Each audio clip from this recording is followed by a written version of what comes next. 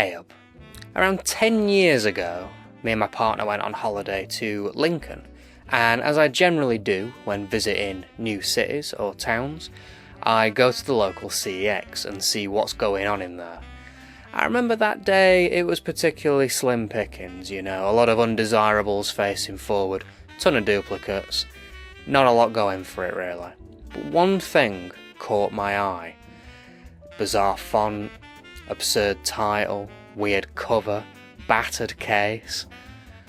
Something about it spoke to me, and I grabbed it, and I think I grabbed a PS3 game as well at the time, and I headed for the counter. And I remember the guy serving me was visibly shaking with laughter after looking at the case while grabbing the disc from the sleeves at the back, to a point where he even brought over some of his colleagues to all have a little chuckle together. Then he came up to me and he handed me my disc back and he said, "This looks amazing." I watched it once since then, pretty much straight after buying it, and then had no recollection of it. And somehow, it just sat on my shelves throughout decluttering, moving house, downsizing, getting rid of things, Somehow that has remained in my collection for over 10 years. Why? What has made it? What has made me keep this thing? And what is it? I can't even remember what it is. So you've seen the thumbnail, you've seen the title, you know that today we are talking about Granny. And I rewatched it for this review, and I thought it might make an interesting review. I wasn't too sure. I wasn't quite prepared for what the disc held. And I'm just going to be blunt and say it, this film is a bag of shit. It is like bottom of the barrel sort of shit. But why is it so shit, and what makes it so shit? And that's what I want to look at today, because this film is kind of fascinating. And I'm going to be spoiling this thing back to front. I'm going to be talking about the whole thing here. And I'm sure that's not going to annoy anybody, because I'm sure nobody is upset that I'm going to be talking about Granny all the way through. Oh no, he spoilt Granny. I'm sure no one's saying that. So yeah, we're going to talk about the whole thing here today. So, let's have a look. So Granny opens with over 2 minutes of boring looking title cards and credits. Now, 2 minutes might not seem like a long time to most people, but when you factor in that this film is only 58 minutes long, 2 minutes is actually quite a chunk of this. We then cut to our main group of characters. We have 4 guys and 4 girls. We'll be meeting them as we go along with this review. They're all in some sort of dark basement and fondling organs, or what's meant to be organs. Meant to be this guy's grandmother's organs, actually. And it's never really explained why they're doing this. I guess it's just how this gang rolls. Silence! Next comes my granny's hand. After a little bit of organ fondling, the gang head back inside the house for some drinks and chit-chat. Now, I wanted to mention this fella because he's dressed like Hank Hill, and that just sort of stood out to me.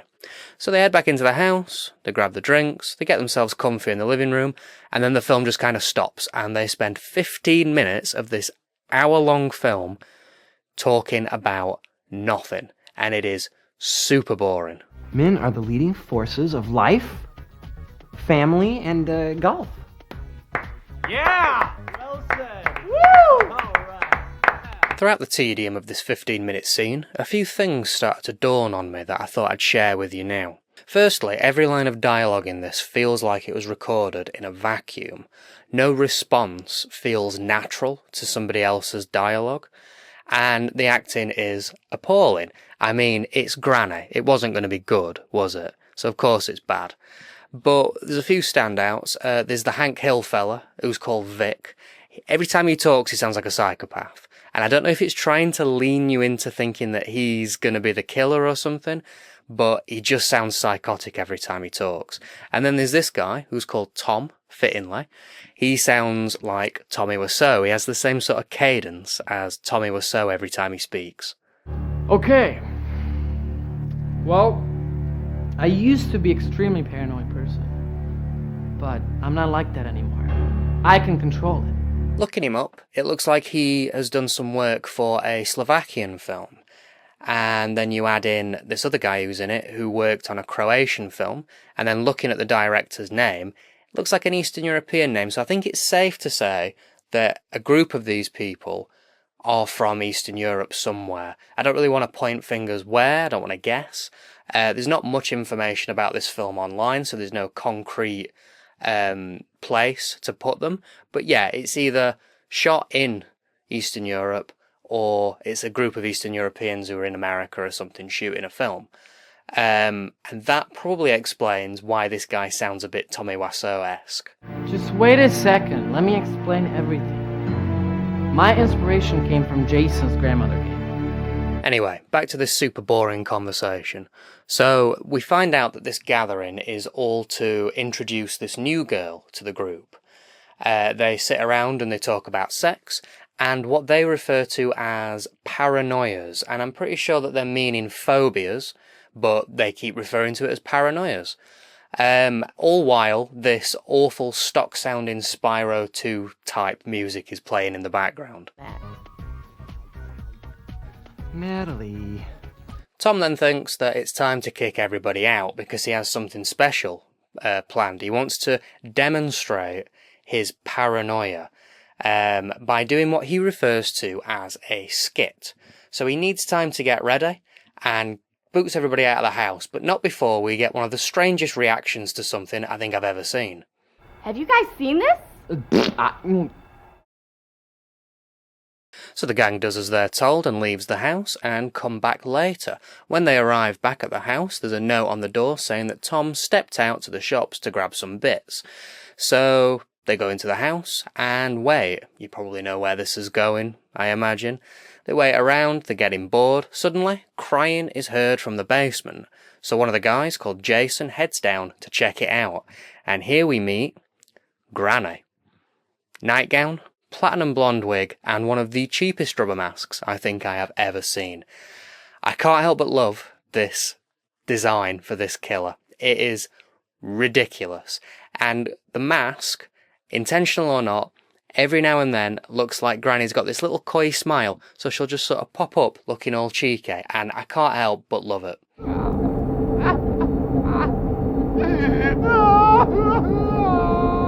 After this great reveal, we unfortunately now delve into one of the worst horror traits there is, slowly wandering around a house, waiting to be picked off by the killer.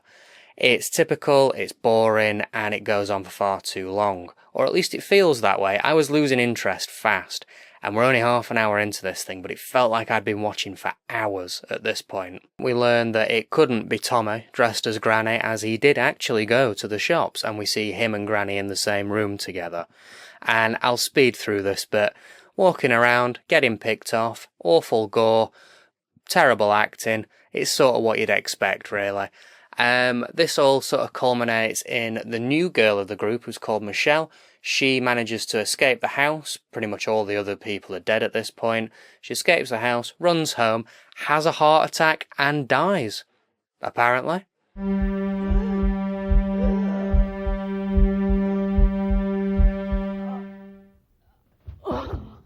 Are you ready for some plot twists? Because we've got a couple here to get through. So we go to Michelle's funeral, and the gang are all alive. And this was all just some sort of hazing ritual that they do to any new member of the group. It went a little too far this time. Turns out the killer, the fake killer, was actually Tom's brother. He was Granny all along. And they all feel a bit bad about it, and they're all kicking their heels and feeling sad. But then, plot twist again, Michelle's still alive, and she's sat in a car watching her own funeral. And that's your lot, it just sort of ends there. The end.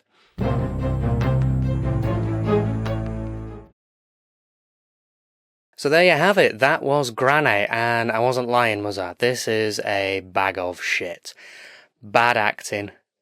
Bad characters who I'm pretty sure all hate each other, so why the hell are these a group of friends anyway? Because nobody seems to get on in this. We get weird music, bad editing, awful gore. It's just a mess, and you honestly get one of the weirdest hours that I think you might sit through with a film. I'm not going to lie, I didn't like it.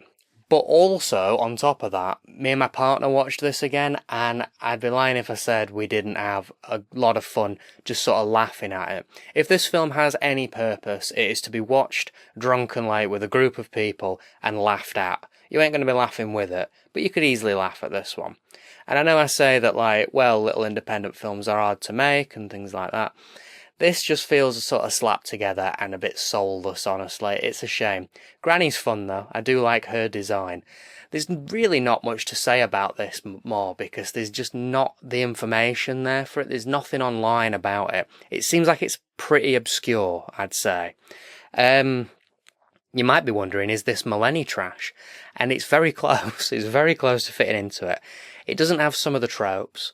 You know, it's missing like some of the angst and things like that. And the big one is that it wasn't done in the 2000s, it's actually from 1999. And it feels very 90s as well, especially with the music and stuff. So, yeah, it is what it is. And I'm glad I got a chance to talk about it. I also, though, before we leave, just want to mention the case and the condition of this case. So to start with, there's this massive, like, dirty sticker residue mark on the spine. Now, if I had to guess, I'd say that this has probably been in a cash converters at some point, because they used to do that to DVDs all the time.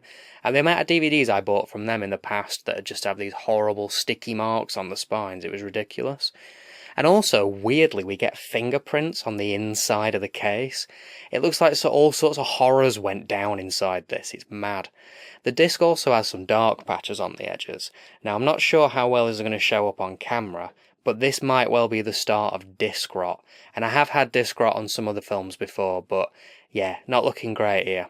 Then the sleeve for this one just has a bunch of granny faces plastered all over it. The cover image is also on the menu, and it is a terrible image. And then the menu also includes some pretty unfitting music in the background. There's also like filmographies on this disc, but it's only for one actor, and they've only been in like 3 things, one of which being Granny. This is a Prism Laserdisc, who aren't exactly known for quality, but I do have a bit of a soft spot for them. I had a bunch of their like 4 film sets growing up, like with Donnie Darko and the Lawnmower Man in it. So yeah, a little bit of nostalgia for them. The print is probably also worth mentioning too here. It's really low quality and has like really bad colour bleed, to the point that it makes this film sort of look like it should have been a 3D film. But I mean, Prism aren't going to be restoring Granny, would they? And I don't think it's ever going to get a restoration in the future, to be honest. So this is kind of what we're stuck with. So there we have it then. That was Granny. And how the hell this has avoided the charity shop or CEX or just been thrown in the bin, I'll never know. But you know what? I'm glad that I got a chance to revisit it, because it is definitely one of the strangest hour-long films I've sat through. Maybe ever. It's not good, but I had fun watching it with somebody else. So maybe that's what this is for, watching with friends. You can talk over the boring bits, you can get a bit silly and laugh at some of the absurdities. It's a bad film, it's badly made, it's cheap, but there's something about Granny herself that just sort of is so bizarre and so shit that it stands out to me, and I'd say it's worth experiencing her at least once. Yeah, it might not be worth rushing out to try and find, but if you come across it by chance, why not give it a go? It's probably going to be cheap. I'm pretty sure there's not a large fan base for this film. So yeah, maybe it's for fans of zero budget horror and absolute bottom of the barrel trash, like me. So there we have it. Thanks for watching this far. If you liked this sort of format, then do let me know in the comments. I'm planning on making more sort of one-off videos like this for films that just sort of pique my interest, and I am very open to suggestions. So if you have any film that you want me to review, leave a little comment down below, and I'll be sure to check them all out and make a little list of them and such. I'm also wanting to thank the patrons and the members who are on screen right now. Thanks for all the support and such. And if you want to join, there'll be a link somewhere on screen as well, if you're interested. So thank you very much for watching, and I'll see you in the next one.